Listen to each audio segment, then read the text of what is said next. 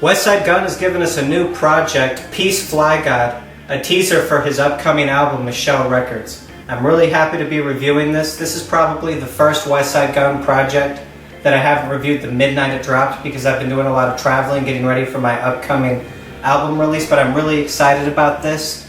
I listened to it as soon as, I waited to listen to it until I got back in my studio because I really like to just blast Griselda when I'm listening to it on big speakers, and this one did not disappoint.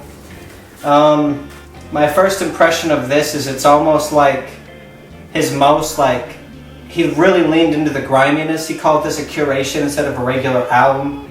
It has a lot of production from Don Carrera, and we even got beats from Madlib, which is something that I asked him about when I had seen him in person, was if we were going to get more Madlib produced beats. And he said they were coming, so I'm hoping we get more of those on Michelle Records. But I'm really happy with the Madlib prods we got on this. And then we even got a conductor song, which I always like a conductor beat. So this was all around a really solid project in my opinion, and a great teaser for Michelle Records. I would kind of compare this to like Conway the Machine's Greeting Earthlings. Just like a really dope mixtape to get you like excited for the record. And we even had an AA Rashad intro, which was really cool. He was cool live too. So just a really exciting album, just another just a teaser to really get people going for Michelle Records. And I'm happy he featured a lot of Flygod on this, and a new rapper that I haven't really heard much, Knack.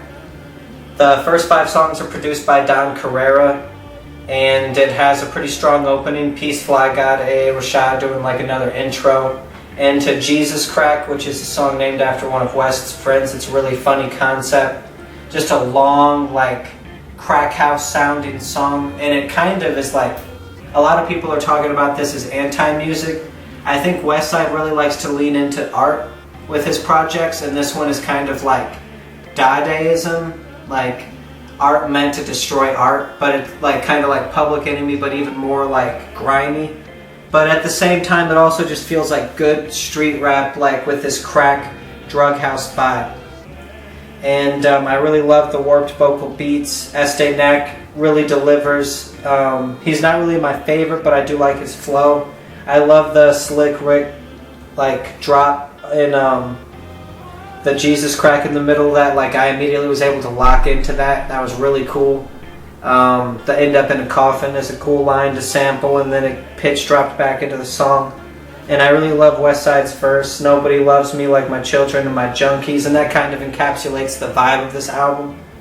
And Eastside Flip is really cool on this. He's like kind of like a homeless man or something, or like someone who's heavily influenced by drugs that Westside meets with and kind of is in his neighborhood. So I think this was recorded like through a car window. That's some just good like street vibes. Really takes me back to like where I fell in love with rap, which is just like rapping with people on street corners after school, meeting up and just challenging people and besting them. And it's really about like a lot more than just poetry at that street rap level. It's about being real, it's about feeling what you're saying. And I feel like that was really apparent all throughout this album. It had really like authentic vibes. Ritz Barlton is another cool song. It feels like it's all about like a crack house that almost this album takes place in. The beat is crazy. It has like this vibe that you just smoke like some crack laced with K2, just really delirious sounding, which I liked that. And the Big Ass Braclet, a reference to his big bracelet. And I kind of like that. It's a super dope verse from West and Flygod on this. It's one of my favorite tracks. It's just really explosive. And to Bobby Roode, another Knack track, more solid lines about drugs, talking about like the glories and the money. He's talking about like selling heroin. Solid song. And to Derek Bowman, Westside delivers a dope freestyle. Like it feels like a freestyle. And he's talking about skip the Grammys twice to watch wrestling. That's funny.